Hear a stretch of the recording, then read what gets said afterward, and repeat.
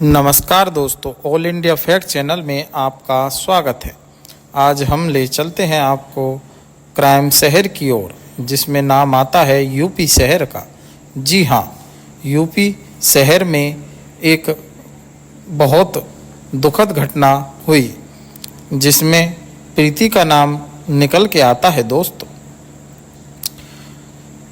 UP के मेरठ शहर में एक कमसीन लड़की का खून हुआ। पुलिस ने 72 घंटे की तस्दीक की, गहन छानबीन का दौर चला और जब पुलिस ने कातिल का खुलासा किया तो हर कोई हैरान रह गया। क्राइम की दुनिया में हम आपको उसी सनसनीखेज कत्ल की ओर ले चलते हैं। दोस्तों, यह कहानी आप ऑल इंडिया फैक्ट चैनल के माध्यम से सुन व देख रहे हैं। दोस्तों, अपराध की दुनिया में ऐसे मामलों की कभी कमी नहीं होती जो इंसानी रिश्तों के ताने बाने में उलझे होते हैं। कहीं रिश्तों में धोखा होता है तो कहीं रिश्तों का खून कर दिया जाता है। कई बार इस तरह के मामले इतने पेचीदा होते हैं कि पुलिस को भी उन्हें सुलझाने के लिए कड़ी मशक्कत करनी पड़ती है। दोस्तों, ऐसा ही एक मामला आज से 10 साल पहले यूपी के मेरठ से सामने आया था, जहां एक कमसीन लड़की का खून हुआ और जब पुलिस ने कातिल का खुलासा किया तो हर कोई हैरान रह गया। जी हां दोस्तों, बात 11 जनवरी 2013 मेरठ उत्तर प्रदेश की है। सर्दियों का मौसम था। दोपहर के तकरीबन 12 बज रहे थे। मेरठ के नौचंदी पुलिस थाने में रोज की तरह काम चल रहा था। कुछ फरियादी अपनी फरियाद लेकर थाने में मौजूद थे। कुछ लोगों से पुलिस वाले बातें कर रहे थे। थाने का मुंशी अपनी लिखा पढ़ी में मसरूफ था। तभी थाने के फ़ोन की घंटी बज उठती है। चंद सेकंड फ़ोन घनघनाता है और तभी लपक कर एक सिपाही फ़ोन उठाता है। दूसरी तरफ से किसी महिला की आवाज़ आती है। वो थाने के सिपाही को अपनी परिचय देने के बाद बताती है कि अस्पताल में एक लड़की को संदिग्ध अवस्था में मृत लाया गया है। आप आकर छानबीन कर सकते हैं। लाश मोर्चरी में रखी है। ये सुनते ही सिपाही फ़ोन रखता है और थाना प्रभारी को दौड़कर इस बात की जानकारी देता है। इसके बाद बिना देर किए पुलिस की टीम अस्पताल की तरफ रवाना हो जाती है। महज 15 से 20 मिनट में पुलिस अस्पताल पहुंचती है। पहले पुलिस अस्पताल की इमरजेंसी में जाती है, जहां से पुलिस थाने में कॉल की गई थी। फिर पुलिस की टीम मोर्चरी पहुंचती है, जहां पुलिस के सामने थे एक लड़की की लाश, जिसकी उम्र करीब 23 साल थी। लड़की का नाम प्रीति था। वो मेरठ के शास्त्री नगर की रहने वाली थी। पुलिस सबसे पहले लाश का मुआयना करने वाले डॉक्टर से बात करती है। अस्पताल में उस वक्त ड्यूटी पर तैनात डॉक्टर पुलिस को बताते हैं कि ऐसा लग रहा है कि लड़की का कत्ल उसका मुंह दबाकर किया है। बाकी पूरी जानकारी पोस्टमार्टम के बाद ही मिलेगी।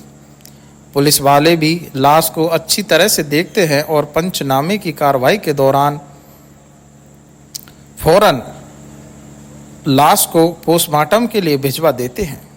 इसके बाद पुलिस लड़की के बारे में और जानकारी जुटाती है। छानबीन शुरू करते ही पुलिस को पता चलता है कि उसकी लाश उसी के घर के बाथरूम में मिली थी। उसका सिर एक पानी से भरे प्लास्टिक टब में डूबा हुआ था।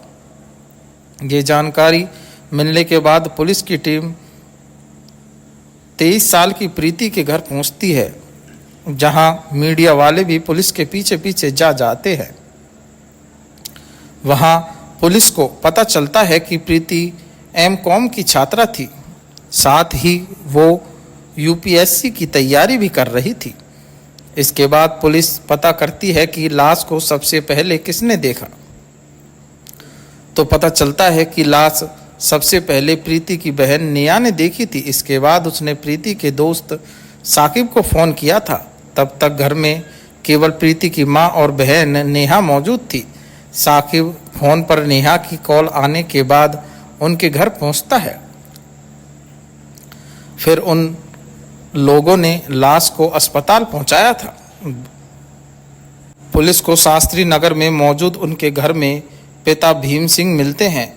भीम सिंह ONGC में इंजीनियर थे। उनकी तैनाती उस वक्त अहमदाबाद में थी, लेकिन वो छुट्टी पर अपने घर आए हुए थे। मृतका का प्रीति उनकी छोटी बेटी थी, जबकि बड़ी बेटा नेहा शादीशुदा थी, मगर वो भी उस वक्त वहाँ मौजूद थी। भीम सिंह उस दिन पुलिस की मौजूदगी में मीडिया को बयान देते हुए बताते हैं कि बाथरूम में हालत देखकर ऐसा लग रहा था कि उनकी बेटी अपने कमरे में के बाथरूम में किसी हादसे का शिकार हो गई है। वो पुलिस को भी अपना यही बयान दर्ज कराते हैं। इस दौरान पुलिस प्रीति के कमरे ही नहीं बल्कि उनके पूरे घर की छानबीन करती है। बाथरूम से सुराग और सबूत जुटाने की कवायद की जाती है। फॉरेंसिक टीम के लोगों की मदद भी ली जाती है, मगर वहां से पुलिस को ना तो कोई सुराग मिलता है ना ही सबूत। बस पुलिस के पास होता है तो वो प्लास्टिक का टब जिसमें प्रीति का सिर डूबा हुआ था। कुल मिलाकर पुलिस को पता चलता है कि घटना के वक्त 3 और ठीक उसके बाद घर में 4 लोग मौजूद थे। प्रीति के पिता भीम सिंह, माँ शशिवाला, बहन नेहा और चौथा साकिब यानी प्रीति का दोस्त। छानबीन और पूछताछ में पुलिस को ये भी पता चलता है कि प्रीति का दोस्त साकिब पहले कभी प्रीति की बहन नेहा का दोस्त हुआ करता था, लेकिन नेहा की शादी हो जाने के बाद उसकी दोस्ती प्रीति से हो गई थी। साकिब का उनके घर आना जाना भी था।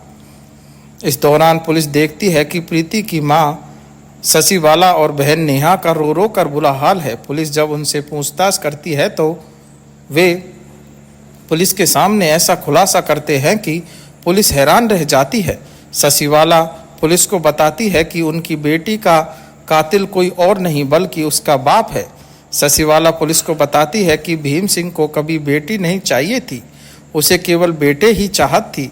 वो बेटियों को नापसंद करता था। इल्जाम था कि वो पहले भी बेटियों को मारने की कोशिश कर चुका था। नेहा भी अपनी मां के बयान से सहमति जताती है। नेहा भी पुलिस को ऐसा ही बयान देती है। वो कहती है कि उसके पिता भीम सिंह ने ही उसकी बहन का कत्ल किया है। मौत से पहले उसने प्रीति के चीखने की आवाज़ें भी सुनी थी, तभी वो उसके कमरे में गई थी जहां सारा सामान बिखरा हुआ था। प्रीति बाथरूम में गिरी पड़ी थी, उसका सिर प्लास्टिक के टब में था। अब पुलिस साकिब से पूछताछ करती है। साकिब पुलिस को बताता है कि वारदात के वक्त वो वहां मौजूद नहीं था, नेहा ने उसे कॉल करके वहां बुलाया था। वो पुलिस को बताता है कि प्रीति की मौत कोई हादसा नहीं बल्कि कत्ल है, जिसे उसके पिता भीम सिंह ने ही अंजाम दिया है। पुलिस घर में मौजूद कई रिश्तेदारों से भी बात करती है और उस वक्त हैरान रह जाती है जब सभी भीम सिंह पर ही हत्या का शक बताते हैं।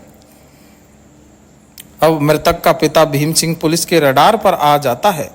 पुलिस उस पर फोकस करती है। 24 घंटे से ज़्यादा का वक्त बीत जाता है। इसी दौरान पुलिस को प्रीति की पोस्टमार्टम रिपोर्ट भी मिल जाती है। रिपोर्ट के मुताबिक दम घुट जाना प्रीति की मौत का कारण होता है, यानी उसकी मौत दम घुटने से हुई थी, जैसा कि अस्पताल के डॉक्टर भी पुलिस को पहले ही बता चुके थे कि उसका कत्ल मुंह दबाकर किया गया है। अब पुलिस एक बार फिर पूरी तैयारी और नए सवालों के साथ प्रीति के पिता भीम सिंह से पूछताछ शुरू करती है। पहले तो वो पुलिस के सामने पुरानी हादसे वाली बात दोहराता है, लेकिन जब पुलिस सख्त करती है तो उसकी जबान पर सच आ जाता है। वो पुलिस को जो कहानी सुनाता है उसे सुनकर सब हैरान रह जाते हैं।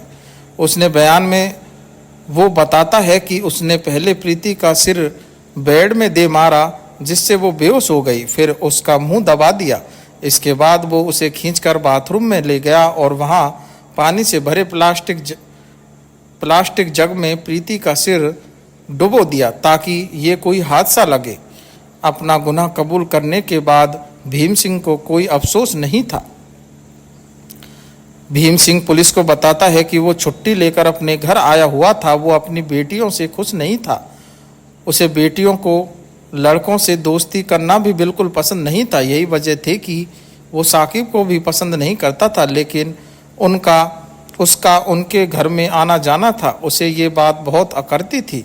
उसने कई बार अपनी बेटी और पत्नी को भी ऐसा करने से मना किया था। उसने कई बार प्रीति से कहा था कि जब साकिब से रिश्ता ख़त्म कर ले, लेकिन जब वह नहीं मानी तो उसने प्रीति को ख़त्म कर दिया। गुस्से में आकर प्रीति को मौत के घाट उतार दिया। भीम सिंह का इकबालिया बयान उसके इरादों को दर्शा रहा था। इसके बाद पुलिस ने तमाम पहलुओं और भीम सिंह के बयान की तरसीब की और फिर 14 जनवरी 2013 को इस मामले का खुलासा किया, जिसे जानकर हर कोई हैरान रह गया था। आरोपी भीम सिंह को अदालत में पेश किया गया, जहां उसे जेल भेज दिया गया। इससे पहले पुलिस ने मौके वारदात पर जाकर क्राइम सीन भी रिएक्ट किया। उस वक्त इस मामले की जांच की निगरानी मेरठ के तत्कालीन एसएसपी डीजीआई के सत्यनारायण कर रहे थे। उन्होंने इस हाई प्रोफाइल मर्डर केस का खुलासा करते हुए बताया था कि पुलिस ने वारदात के महज 72 घंटे बाद ही इस सनसनीखेज कत्ल का खुलासा कर दिया। असली कातिल का खुलासा होने के बाद प्रीति के दोस्त साकिब को पुलिस बाइज्जत छोड़ दिया था।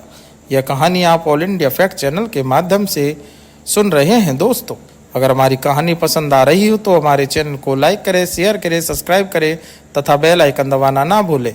इस कहानी में इतना ही। धन्यवाद मेरे प्यारे दोस्तों।